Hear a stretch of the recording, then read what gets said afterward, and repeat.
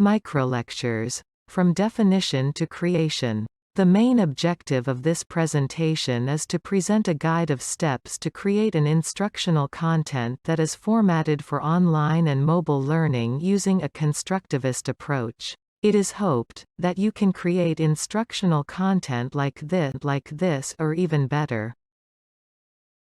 Microlecture is a typical representative of the current micro-teaching model. This concept was first proposed by David Penrose, a senior teaching designer at San Juan College in New Mexico, USA in 2008. It refers to the use of micro-video as a record. The time is usually less than 10 minutes, there are clear teaching objectives, the content is short, and the small courses focus on explaining the problem. The core is taking students as the center, providing convenient learning content for students according to their needs. With the development of network communication and the popularization of smartphones, computers, and iPads, it has become possible for students to learn independently. Teachers make microlectures on the key points, difficulties, and hot spots in learning, and upload them to the Internet. Students can learn on demand at any time. Improve students' autonomous learning ability.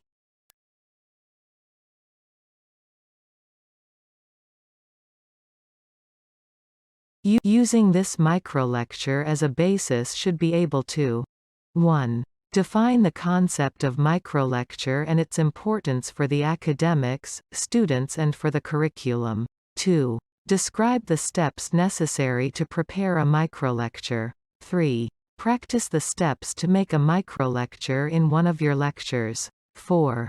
Diagram the sequence of steps to make it consistent with creating a microlecture. 5. Evaluate the most practical way to prepare a microlecture. 6. Create a microlecture using the tools presented here or in any case with your own tools.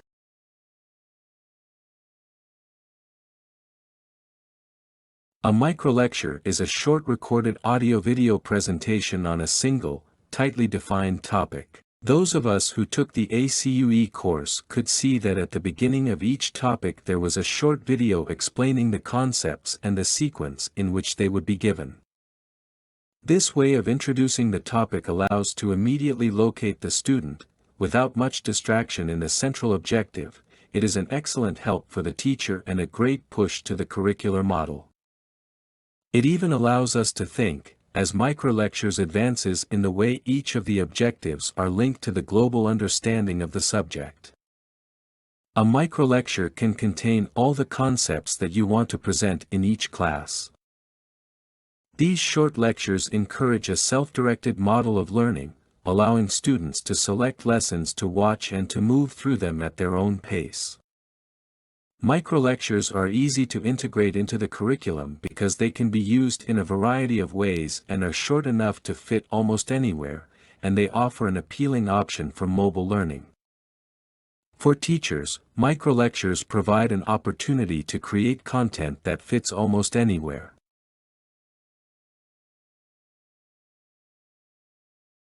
In general, we all have half the ground in the production of a microlecture. First, we all have a plan for what our class will be. Second, we usually take it to a PowerPoint presentation. Third, in some cases we have written what we are going to say in each slide, however, we must write it in a summarized and concise way. With minimal text, without wasting words. Now what is missing is to place the audio to each slide in that presentation, making a video and finally edit it. When you do that, you will notice that an hour of classes will become an explanatory video lasting less than 10 minutes.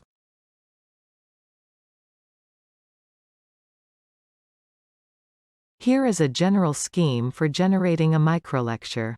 This is the way I proceed and can be used as a guide. However, everyone is free to use the sequence that is most effective. I repeat, it is just a guide and not necessarily a recipe to follow to the letter. The central idea with the PowerPoint presentation is to add audio and finally to convert it into a video. We can see that the scheme is divided into two parts, A and B. The sequence in Part A shows the PowerPoint presentation to which an audio will be included in each slide, and then Part B shows steps to make the recording will be needed to convert the presentation into a video with audio. In the following slides, the details of each of these parts will be given.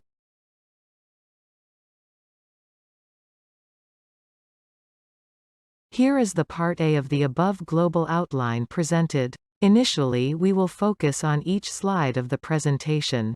Write what you are going to say in advance. It will help you to be concise. Describe in each slide the central point. This text should be as concrete as possible, directed and focused on the central point of what you want to convey.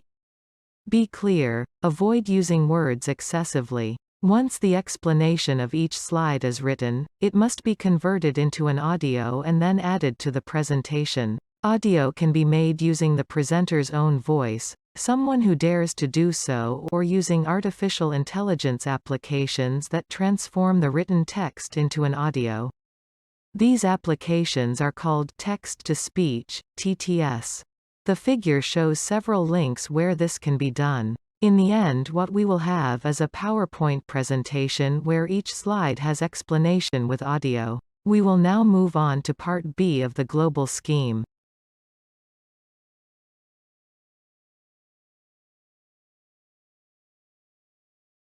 Here is shown the Part B of the global scheme.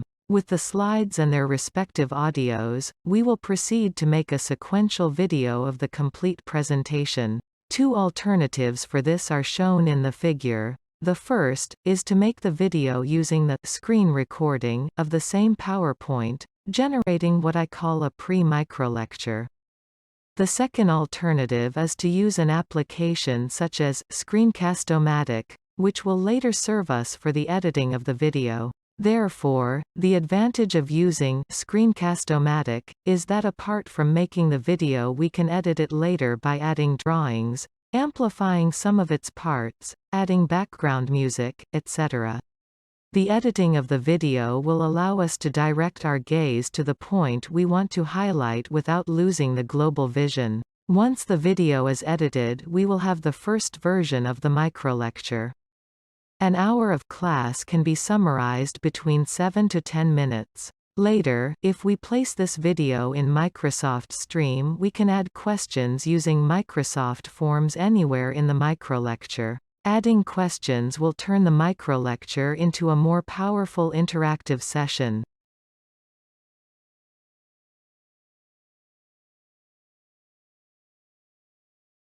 Now it's your turn to create a microlecture. Follow the steps provided. If you already have your PowerPoint presentation, it will be a big step. You only need to place the audio, turn it into a video, and preferably edit it by adding signs that highlight your schemes.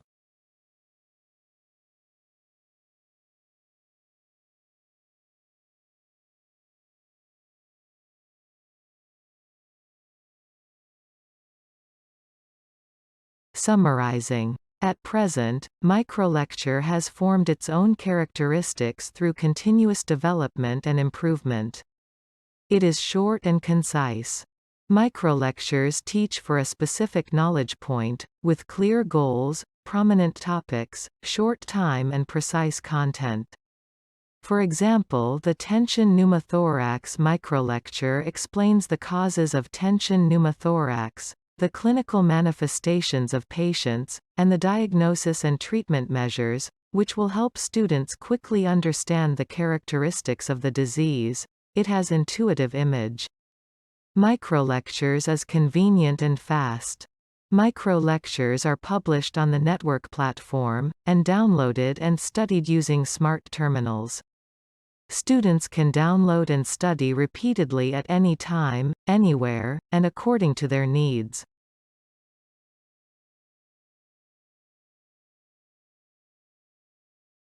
Here are some useful links for producing text-to-speech, TTS, and the link of Screencast-O-Matic for editing videos. If you find other tools that you consider good use to create a microlecture, please share it.